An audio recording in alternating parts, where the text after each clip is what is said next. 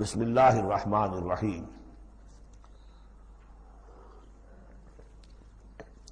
ممتحنہ کا جو زمانہ نزول ہے معین کر لیجئے، یہ ان دو رکوعوں کے ساتھ سمجھیے کہ جو سورہ توبہ میں ہم نے پڑھے، دوسرا اور تیسرا رکوع۔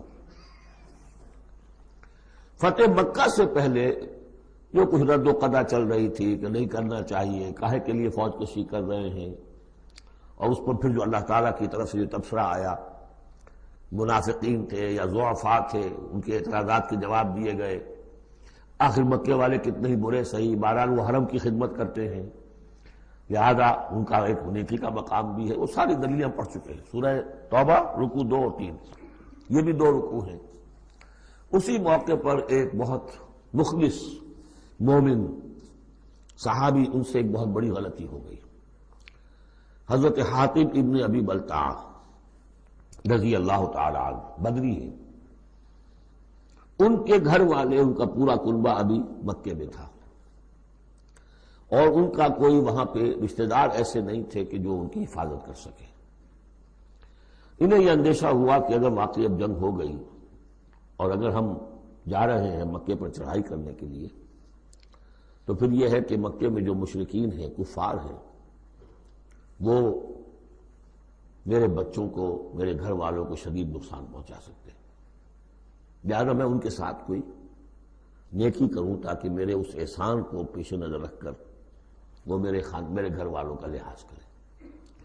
انہوں نے ایک خط لکھا مکے والوں کے نام، اور اس میں گویا کہ وہ سیکریٹ جو ہے وہ لیک کر دیا کہ محمد اب تم پر چڑھائی کرنے والے ہیں صلی اللہ علیہ وسلم۔ یہ احسان دھرا۔ ایک عورت کو وہ خط دیا، اس عورت نے اس خط کو اپنی چٹیا میں باندھ لیا تاکہ تلاشی لی جائے تو کہیں سے نکلے نہ، اور وہ عورت وہ خط لے کر روانہ ہو گئی۔ ادھر حضور کو اللہ تعالیٰ نے وحی سے مطلع کر دیا۔ حضور نے بھیجا حضرت علی اور ان کے ساتھ ایک اور صاحب کہ جاؤ فلاں جگہ اس وقت وہ عورت ہوگی، تم جا کے اس کو وہاں ٹھہری ہوئی ہے راستے میں کسی منزل میں، اس کے پاس خط ہے، وہ لے کے آؤ۔ وہاں پہنچے، عورت موجود تھی، محمد رسول اللہ کی دی ہوئی خبر تو غلط نہیں ہو سکتی تھی۔ اس سے پوچھا، نہیں قتل نہیں۔ اس کی جو تلاشی لی تو کہیں نہیں نکلا۔ پھر حضرت علی نے دھمکی دی، دیکھو ہمیں ہمارے نبی نے بتایا ہے تمہارے پاس خط ہے، جھوٹا نہیں ہو سکتا وہ، یا تو تم سیدھی سیدھی خط مجھے نکال دو ورنہ میں تمہیں برہنہ کر کے تمہاری تلاشی لوں گا۔ آج کل آپ کو معلوم ہوگا نا کہ سعودی عرب میں ہیروئن کی سمگلنگ میں عورتیں اپنے پرائیویٹ پارٹس کے اندر بھی یہ سمگلنگ کرتی ہیں اس کے ذریعے سے۔ بہرحال یہ دھمکی سن کر وہ پھر اس نے کھول کے اپنی چٹیا اور نکال کے دے دی، وہ خط لے کے آ گئے۔ اب وہ راز کھل گیا، ابی بلتع کو بلایا، حاتم نے ابی بلتع کو مان لیا، اپنی حضور یہ میرا خط ہے۔ حضرت علی نے کہا کہ، یا حضرت عمر نے کہ آپ مجھے اجازت دیں کہ میں اس کی گردن مار دوں ابھی؟ آپ نے فرمایا نہیں، حاتم بدری ہے، اور بدریوں کے تمام اللہ تعالیٰ پچھلے اگلے گناہ معاف کر چکا ہے، تو اس کی وہ جو فضیلت ہے اس کی وجہ سے جو خطا ہو گئی اللہ معاف کرے گا۔ تو وہ ہے اصل میں کشاکش پس منظر میں جس میں کہ یہ صورت نازل ہو رہی ہے۔ یا ایھا الذین آمنوا لا تتخذوا عدوی وعدوکم اولیاء، اہل ایمان تم میرے اور اپنے دشمنوں کو اپنا دوست اور ولی نہ بناؤ۔ ان کی خیر خواہی، ان کی بھلائی، ان پہ احسان کرنے کی کوشش، ان کے ساتھ اپنے گڈ آفیسز بلڈ کرنے کی کوشش۔ تلقون الیہم بالمودۃ، تم ان پر ان کی طرف رجوع کرتے ہو، بھیجتے ہو پیغام دوستی کے، خلوص و اخلاص کے۔ وقد کفروا بما جاءکم من الحق، حالانکہ انہوں نے کفر کیا ہے، انکار کیا ہے اس حق کا جو تمہارے پاس آیا ہے۔ یخرجون الرسول وایاکم، وہی ہے جو نکالتے ہیں، یعنی جنہوں نے نکالا ہے رسول کو صلی اللہ علیہ وسلم، تمہیں بھی نکالا ہے، ان تؤمنوا باللہ ربکم، صرف اس جرم کی پاداش میں کہ تم ایمان رکھتے ہو اللہ پر، اپنے رب پر۔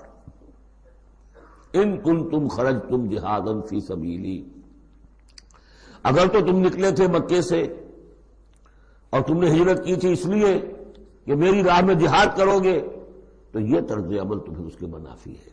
وابتغاء مرضاتی، اور میری رضا جوئی کے لیے تم نکلے تھے، تو سرون الیہم بالمودہ، تم خفیہ پیغامات بھیجتے ہو ان کو دوستی کے، احسان کے مبنی.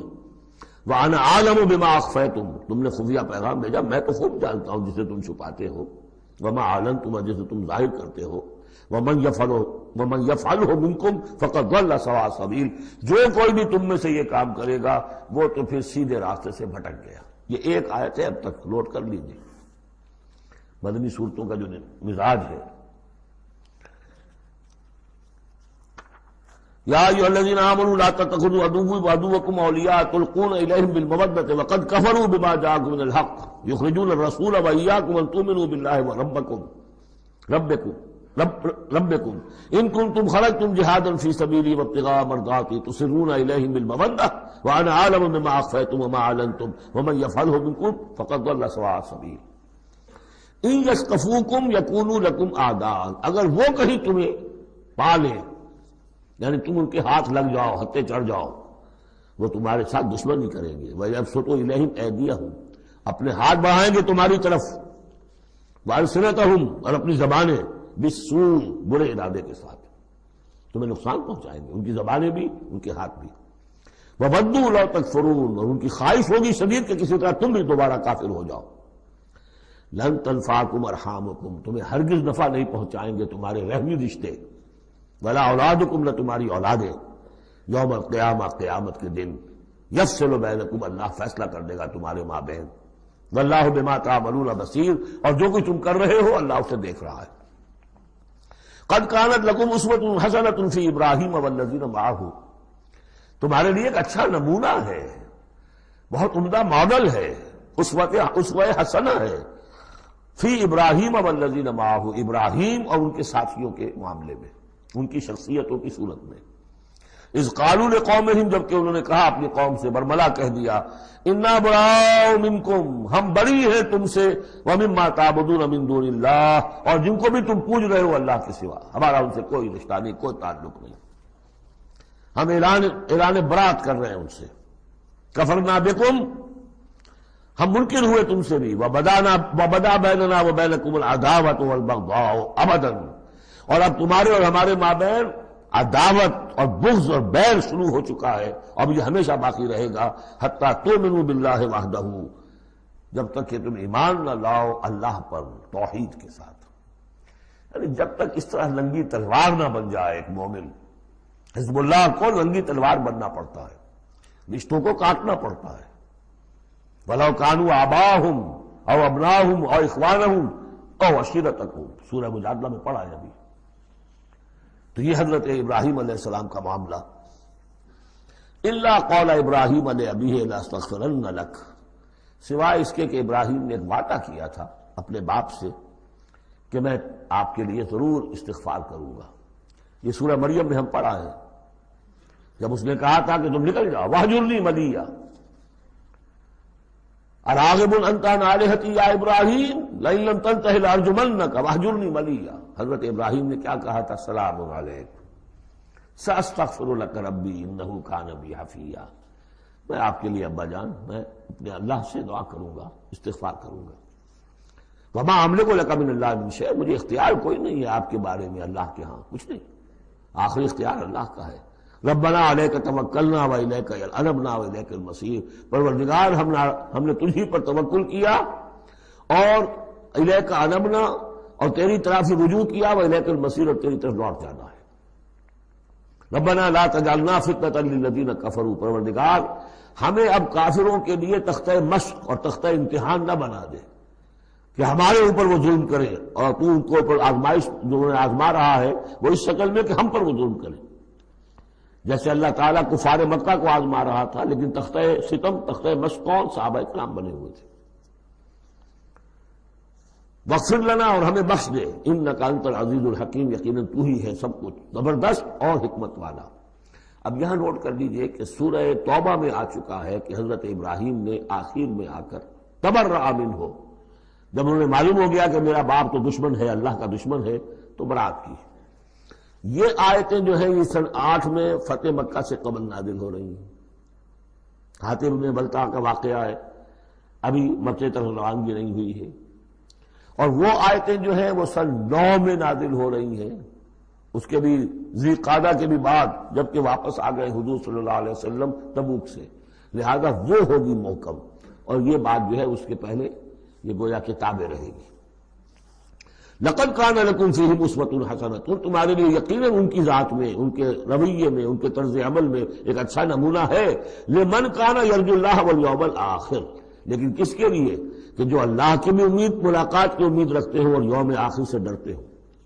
بالکل یہی الفاظ وہاں آئے تھے، لقد کان لکم فی رسول اللہ اسوۃ حسنۃ لمن کان یرجو اللہ والیوم الآخر وذکر اللہ کثیرا، یہ سورہ احزاب میں ہم پڑھ چکے ہیں۔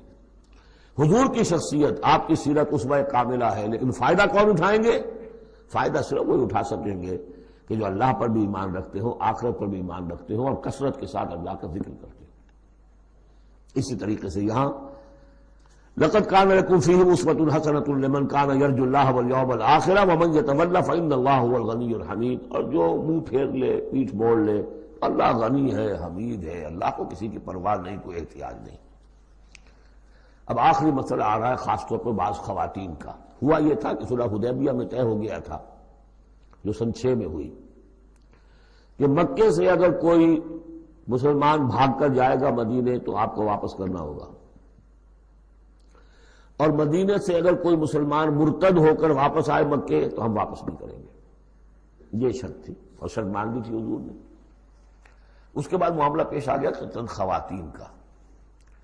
اب ظاہر بات ہے کہ اب خواتین جو ہے ان میں سے کوئی مدینے آ گئی، مطالبہ ہوا ان کا واپس کریں، جو مسلمان تھی ایمان لے آئی تھی۔ حضور نے فرمایا نہیں، وہ مردوں پر بحث تھی، ساری گفتگو جو ہوئی تھی وہ رجال سے متعلق تھی، نساء کی نہیں، لہذا ان کو واپس نہیں کیا جائے گا، اور نہیں کیا گیا۔ لیکن یہ کہ اب جو وہاں سے خواتین آ رہی ہیں، کہہ رہی ہیں کہ ہم تو صاحب ایمان ہیں، اس لیے ہم ہجرت کر کے مکے سے آ گئی ہیں یہاں۔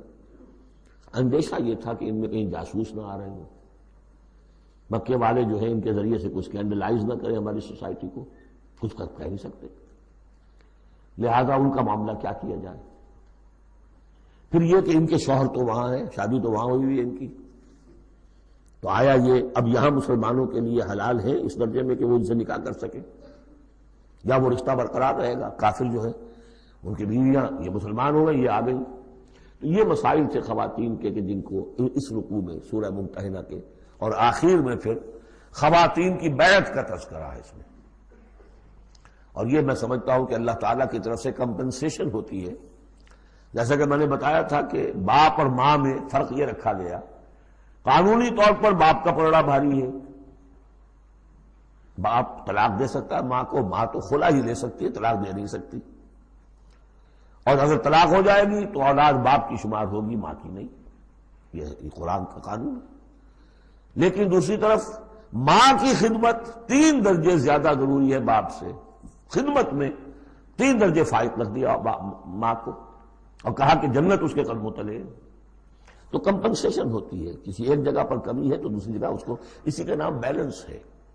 یہ ترازو کے یہ دونوں جو ہیں، اگر بازو جو ہیں یہ برابر ہے تو ایک سیر ادھر ڈالیں گے، ایک سیر ادھر ڈالیں گے، ترازو کی ڈنڈی سیدھی رہے گی۔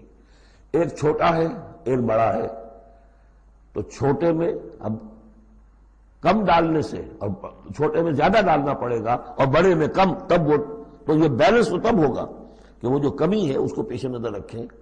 یہ ہے معاملہ جو یہاں پہ بیان ہوا۔ وہ بیلنس کیا کیا اللہ تعالیٰ نے؟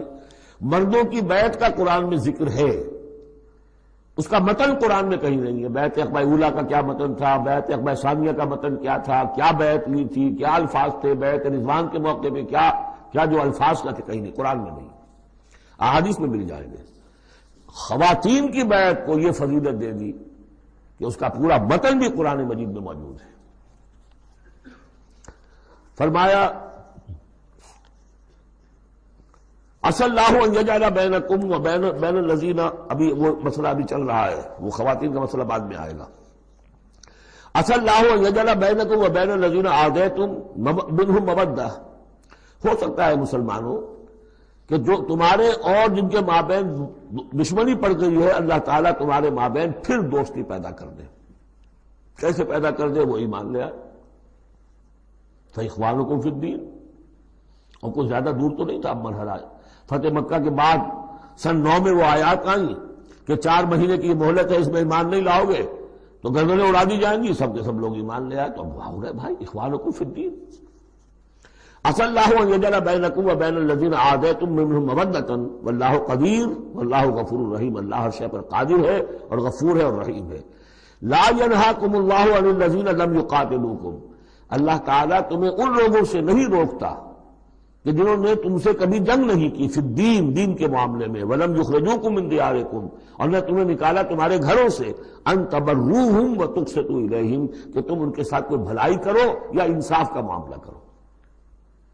یہاں بھی ولایت کا معاملہ نہیں ہے، کافر کو ولی نہیں بنایا جا سکتا، پشت پناہ، مددگار، حمایتی، قلبی محبت نہیں ہو سکتی، لیکن کوئی نیک سلوک کرنا، کوئی بھلائی کرنا، اس میں کوئی اعتراض نہیں، کافروں کے ساتھ کرو۔ جو غیر حربی ہے، جس کے ساتھ جنگ نہیں ہے، جس نے کبھی آپ کے خلاف آپ کے کسی دشمن کی مدد نہیں کی ہے، اس کا معاملہ مختلف رہے گا۔ ان اللہ یحب المقسطین، اللہ تعالیٰ انصاف کرنے والوں کو پسند کرتا ہے۔ انما ینہاکم اللہ عن الذین قاتلوکم فی الدین، تمہیں اللہ روک رہا ہے ان سے کہ جنہوں نے تم سے جنگ کی ہے دین کے معاملے میں، دین کی وجہ سے، واخرجوکم من دیارکم، نکالا ہے تمہیں تمہارے گھروں سے، وظاہروا علی اخراجکم، اور انہوں نے گٹھ جوڑ کیا ہے تمہارے نکالنے پر، ایک دوسرے کی مدد کی ہے، ان تولوہم، کہ تم ان کے ساتھ ولایت، باہمی ولایت، باہمی کا رشتہ قائم کرو، اس سے روکا ہے۔ وَمَن يَتَوَلَّهُمْ، اور جو کوئی ان کے ساتھ دوستی کرے گا، فَأُولَٰئِكَ هُمُ الظَّالِمُونَ، تو وہی لوگ ہیں کہ جو ظالم ہیں۔ یا ایھا الذین آمنوا، یہاں سے اب خواتین کا معاملہ، یا ایھا الذین آمنوا اذا جاءکم المؤمنات مہاجرات، اہل ایمان جب تمہارے پاس آئے مومن خواتین ہجرت کر کے، فامتحنوہن، تو ان کا ذرا امتحان لے لیا کرو، دیکھ بھال کر لیا کرو یہ واقعی مومن ہے، کچھ تھوڑی سی انٹروگیشن ہو، سرسری سی اندازہ ہو جائے، لیکن اللہ اعلم بایمانہن، باقی یہ کہ اللہ تعالیٰ بہتر جانتا ہے کسی کے دل میں ایمان ہے یا نہیں ہے، آپ کے لیے ناممکن ہے کہ آپ اس کی صحیح تفتیش کر سکیں، تاہم پھر بھی کسی درجے میں ایک احتیاطی تدبیر اختیار کرو کہ دیکھ لیا کرو کہ وہ واقعتاً ایمان والی ہے۔ فَإِنْ عَلِمْتُمُوهُنَّ مُؤْمِنَاتٍ، پھر اگر تم دیکھو کہ وہ مومن ہے، واقعتاً مومن ہے، فَلَا تَرْجِعُوهُنَّ إِلَى الْكُفَّارِ، تو اب انہیں لوٹاؤ نہیں کفار کی طرف، لَا هُنَّ حِلٌّ لَهُمْ، نہ وہ اب ان کافروں کے لیے حلال رہی ہیں، وَلَا هُمْ يَحِلُّونَ لَهُنَّ، نہ وہ ان کے لیے حلال ہے۔ وَآتُوهُمْ مَا أَنفَقُوا، جو کچھ انہوں نے خرچ کیا تھا، مہر دیا تھا، وہ لوٹا دو، یہاں سے دے دو، بھجوا دو۔ فلاں کافر، اس کی بیوی مسلمان ہو گئی، یہاں آ گئی ہے، اب یہاں تعلق ازدواج ختم ہوا، جو مہر تم نے دیا تھا وہ واپس کر رہے ہیں۔ دیکھیے یہ ہے عدل و انصاف، جیسے کہ حضرت خالد بن ولید نے ایک موقع پر، جبکہ شام کے محاذ پر ذرا پیچھے ہٹنا پڑا، غالباً ابو عبیدہ کا معاملہ تھا رضی اللہ تعالی عنہما، تو ایک شہر جس سے کہ جزیہ لے لیا گیا تھا، پھر چونکہ وہاں سے پسپائی جو ہے ٹیکٹیکل موو کے طور پر وہاں سے پیچھے ہٹنا پڑا، تو وہ سارا جزیہ واپس کر دیا۔ ہم جا رہے ہیں، اب آپ لوگوں کی حفاظت کا ذمہ ہم نہیں لے سکتے، ذمہ کا مطلب ہے ہمیں آپ کی حفاظت کی ذمہ داری پوری کرنی تھی، نہیں کر سکتے، یہ رقم واپس، اور دھاڑے مار مار کر وہ روئے کہ یہ لوگ فرشتہ لوگ یہ جا رہے ہیں ہمیں چھوڑ کر۔ تو یہاں بھی کہا جا رہا ہے کہ وہ کافر ہے، لیکن یہ کہ ان کے جو انہوں نے مہر وغیرہ دیا ہوا ہے مسلمان عورتوں کا واپس کر لوٹا دو۔ وَلَا جُنَاحَ عَلَيْكُمْ أَن تَنكِحُوهُنَّ إِذَا آتَيْتُمُوهُنَّ أُجُورَهُنَّ، اور اے مسلمانوں تم پر کوئی حرج نہیں ہے، کوئی گناہ نہیں ہے کہ تم اب ان خواتین سے نکاح کر لو جبکہ تم انہیں ان کے مہر ادا کر دو۔ وَلَا تُمْسِكُوا بِعِصْمِ الْكَوَافِرِ، اور اگر تمہاری بیویاں وہاں ہیں، کوئی رہ گئی ہیں ابھی کفر پہ ہیں، تو تم بھی ان کے ناموس کو اپنے قبضے میں نہ رکھو، یعنی انہیں طلاق دے دو، انہیں فارغ کر دو کہ ہمارا تم سے کوئی تعلق نہیں۔ وَاسْأَلُوا مَا أَنفَقْتُمْ، اور ان سے مانگ لو جو بھی تم نے ان کو دیا تھا مہر کے طور پر، جب ہمارے اور تمہارے درمیان وہ رشتہ ختم ہوا میرا مہر واپس کرو۔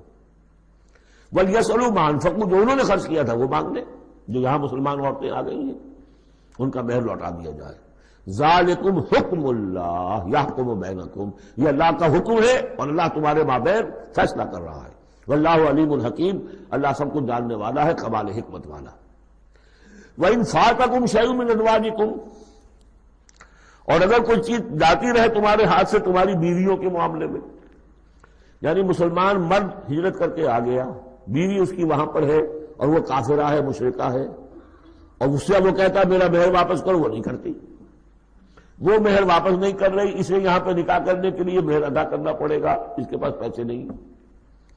اس مسئلے کا حل بتایا، وَإِنْ فَاتَكُمْ شَيْءٌ مِّنْ أَزْوَاجِكُمْ، تمہارے کچھ لوگوں کی طرف سے اگر انہیں یہ نقصان پہنچ جائے کہ انہیں وہ مہر واپس نہ ملے، فَعَاقَبْتُمْ إِلَى الْكُفَّارِ، یہ کفار کے ہاں رہ گیا، وہ نہیں دے رہے تم مہر، فَعَاقَبْتُمْ، پھر اگر کہیں تمہارا ہاتھ پڑ جائے، کہیں کسی جگہ تمہیں فتح مل جائے، کہیں سے تمہیں مال غنیمت یا مال فہ ہاتھ آ جائے، فَآتُوا الَّذِينَ ذَهَبَتْ أَزْوَاجُهُمْ، تو ان لوگوں کو کچھ دے دلا دو کہ جن کی بیویاں جاتی رہیں اس کفر اور اسلام کی وجہ سے، رشتہ جو کٹ گیا ہے، تاکہ اب وہ اپنی اس رقم سے جو انہیں دی جا رہی ہے وہ یہاں نکاح کر سکیں، اور جو خواتین وہاں سے آ رہی ہیں جن کا کہ حکم دے دیا گیا کہ یہاں سے ان کے مہر واپس کر دو، تو اب ان سے وہ نکاح کریں گے تو مہر دیں گے تو تب ہوگا نا۔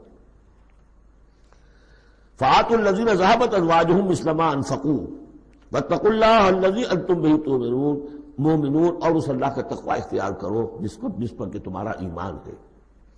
یا ایھا النبی، اے نبی صلی اللہ علیہ وسلم، اذا جاءک المؤمنات یبایعنک، جب آپ کے پاس آئیں مومن خواتین آپ سے بیعت کرتی ہوئی، علی اللہ یشرکن باللہ شیئا، پہلی شرط یہ ہے کہ وہ عہد کریں کہ وہ اللہ کے ساتھ کسی شے کو شریک نہیں کریں گی، ولا یسرقن، دوسری یہ کہ چوری نہیں کریں گی، ولا یزنین، کوئی بدکاری نہیں کریں گی، ولا یقتلن اولادہن، اپنی اولاد کو قتل نہیں کریں گی، ولا یاتین ببہتان یفترینہ بین ایدیہن وارجلہن، اور نہ ہی وہ کوئی ایسا طوفان باندھیں گی، کوئی بہتان لگائیں گی جو ان کے ہاتھوں اور پاؤں کے مابین سے ہو، سیکسول سکینڈلز، کوئی عورت جو توبہ کر دے کسی کے اوپر اس نے میری آبرو ریزی کی ہے یا اس نے کسی اور اعتبار سے، تو یہ چیزیں بھی نہیں، اور یہ ہوتا رہا ہے، انبیاء تک کے ساتھ ہوا ہے۔ ولا یعصینک فی معروف، اور آخری بات یہ اس بیعت کے اندر کہ جو بھی آپ بھلی بات ان سے کہیں گے اس کے اندر آپ کی نافرمانی نہیں کریں گے۔ یہ ہے آرٹیکلز آف بیع خواتین کے لیے۔ فبایعہن، تو اے نبی ان کی بیعت قبول کر لیجئے، انہیں بیعت کر لیجئے اپنے سے، واستغفر لہن اللہ، اور ان کے ساتھ ان کے لیے اللہ تعالیٰ سے استغفار کیجئے، ان اللہ غفور الرحیم، یقیناً اللہ غفور الرحیم ہے۔ اب یہاں نوٹ کر لیجئے کہ جو بیعت مردوں سے لی گئی بیعت عقبہ ثانیہ، بیعت عقبہ اولیٰ جو تھی وہ تقریباً یہی تھی، اسی لیے اس کو بیعت النساء بھی کہتے ہیں، پہلی بیعت۔ ابھی جو ہے وہ کوئی ایسی شکل سامنے نہیں تھی کہ کوئی جماعتی تشکیل ہو رہی ہو، جماعت بنانی ہو، اور ہمارے ہاں جو بھی صوفیاء ہیں جو بیعت لیتے ہیں وہ بھی تقریباً اسی کو دلیل بناتے ہیں، بیعت عقبہ اولیٰ اور بیعت النساء، وہ اسی بات کا عہد لیتے ہیں، شرک نہیں کروں گا، یہ نہیں کروں گا، چوری نہیں کروں گا، نیکی کے کام کروں گا، وغیرہ وغیرہ۔ تو صوفیاء کی بیعت، خواتین کی بیعت اور بیعت عقبہ اولیٰ تقریباً یہ ہے۔ لیکن وہ بیعت جس سے کہ جماعتی زندگی وجود میں آئی وہ بیعت عقبہ ثانیہ ہے۔ حضرت عبادہ بن ثابت رضی اللہ تعالیٰ عنہ سے اس کی پورا اس کا ٹیکسٹ جو ہے وہ موجود ہے، متفق علیہ حدیث ہے، جس کو بخاری میں بھی ہے مسلم میں بھی ہے۔ بایعنا رسول اللہ صلی اللہ علیہ وسلم، وہ فرماتے ہم نے بیعت کی تھی اللہ کے رسول سے صلی اللہ علیہ وسلم، علی السمع، آپ کا ہر حکم سنیں گے، اطاعت کریں گے، فی العسر، تنگی، والیسر، اور آسانی میں بھی، والمنشط، اس حالت میں بھی کہ ہماری طبیعتوں میں انشراح ہو کہ ہاں یہ کام واقعتاً بہت مفید ہے، صحیح ہے، والمکر، اور اس حالت میں بھی کہ ہمیں اپنی طبیعتوں پر جبر کرنا پڑے، ہمیں اس فیصلے کے ساتھ اتفاق نہ ہو، وعلی اثرۃ علینا، اور اس کے باوجود کہ دوسروں کو ہم پر ترجیح دے دی جائے۔ ترجیح دے دی جائے کس بات میں؟ آپ امیر بنا رہے ہیں فلاں شخص کو، یہ تو ابھی نوبارد ہے، ابھی آیا ہے، ابھی شامل ہوا ہم میں، اور ہم پرانے آپ کے ساتھی ہیں، نہیں، پریروگیٹو ہے یہ آپ کا، جس کو چاہے امیر بنائیں۔ وعلی اللہ نضال الامر اہلہ، جنہیں آپ ذمہ دار بنائیں گے ان سے ہم جھگڑیں گے نہیں، ان سے لڑیں گے نہیں، ان کی اطاعت کریں گے۔ من اطاعنی فقد اطاع اللہ ومن عصانی فقد عصی اللہ ومن اطاع امیری فقد اطاعنی ومن عصی امیری فقد عصانی۔ وعلی ان نقول بالحق اینما کنا، آخری شق یہ کہ ہم حق بات ضرور کہیں گے جہاں کہیں بھی ہوں گے، لا نخاف فی اللہ لومۃ لائم، ہم کسی ملامت کرنے والے کی ملامت کے خوف سے اپنی زبان بند نہیں کریں گے۔ یہ بیعت عقبہ ثانیہ جو ہے اس کو ہم نے تنظیم اسلامی میں اختیار کیا، ایک لفظ کا اضافہ کیا، ابایعک علی السمع والطاعۃ فی المعروف، حضور کی اطاعت مطلق تھی، جو حکم دیں گے، غلط دے نہیں سکتے، معصوم ہے۔ حضور کے بعد ابو بکر کی بیعت بھی مطلق نہیں تھی، مقید ہے، مشروط ہے، کتاب و سنت کے دائرے کے اندر اندر۔ یہ بیعت ہے کیونکہ اس کے بعد حضور نے پہلی مرتبہ ایک تنظیمی ڈھانچہ قائم کیا کہ مدینے میں آپ نے 12 نقیب مقرر کر دیے۔ یہ تنظیمی شکل پہلی مرتبہ ہو رہی ہے آپ کی سیرت کے اندر۔ مکے میں تو چونکہ آپ خود موجود ہیں اور سب صحابہ وہیں ہیں، چھوٹا سا شہر ہے، تو کسی تنظیمی سانچے کی اور ڈھانچے کی اور لمبی چوڑی چین جو ہے بنانے کی ضرورت ہی نہیں۔ اب مدینہ دور ہے، وہاں کے کچھ لوگ 9 خزرج میں سے اور 3 اوس میں سے آپ نے نقیب بنائے، اب ان کی ذمہ داری بنی۔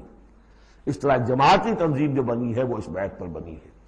البتہ چونکہ خواتین کا معاملہ یہ ہے کہ جماعتی جدوجہد جو آگے چلنی ہے اس میں جہاد اور قتال کے جو مراحل آنے ہیں اس میں خواتین کا حصہ بالواسطہ ہے، بلا واسطہ نہیں ہے، ڈائریکٹ نہیں۔ وہ بیعت ان سے نہیں دی گئی بلکہ یہی بیعت لی گئی ہے کہ اس کے اندر یہ افعال ہیں، یہ نہیں کریں گے، اور یہ کہ ہاں جو امیر ہے حضور صلی اللہ علیہ وسلم جو بھی حکم دیں گے، جو بھلائی کا حکم ہوگا اس میں ان کی نافرمانی نہیں کریں گے۔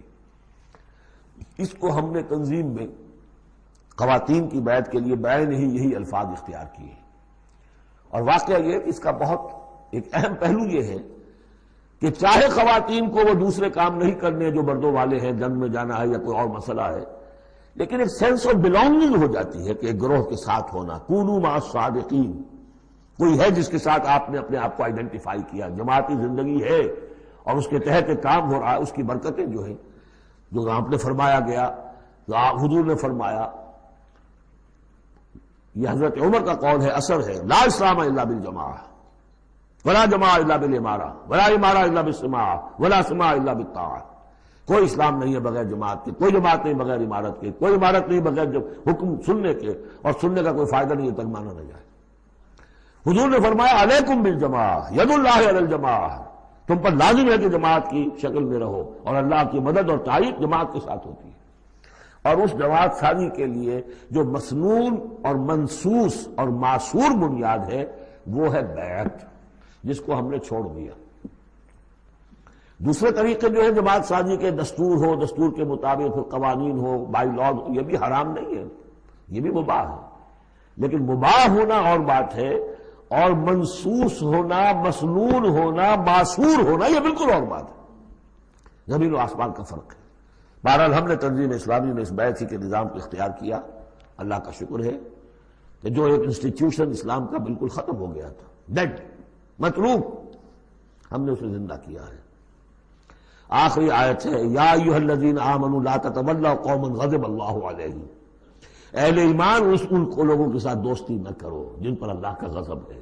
جہاں سے یہ صورت شروع ہوئی تھی اختتام پر پھر وہی بات آ گئی، قد یئسوا من الآخرہ، یہ آخرت سے مایوس ہو چکے ہیں، کما یئس الکفار من اصحاب القبور، جیسے کہ کفار مایوس ہو چکے ہیں اصحاب قبور میں سے۔ اس کے 2 معنی دیے گئے ہیں، جیسے کفار جو قبر میں ہیں ان پر تو حقیقت واضح ہو چکی ہے نا، عالم برزخ میں جب پہنچ گئے تو انہیں معلوم ہے، اب حقائق منکشف ہو گئے، جیسے وہ مایوس ہو گئے ہیں کہ ان کے لیے اب کوئی راستہ نہیں، اللہ کے عذاب سے بچنے کی کوئی شکل نہیں۔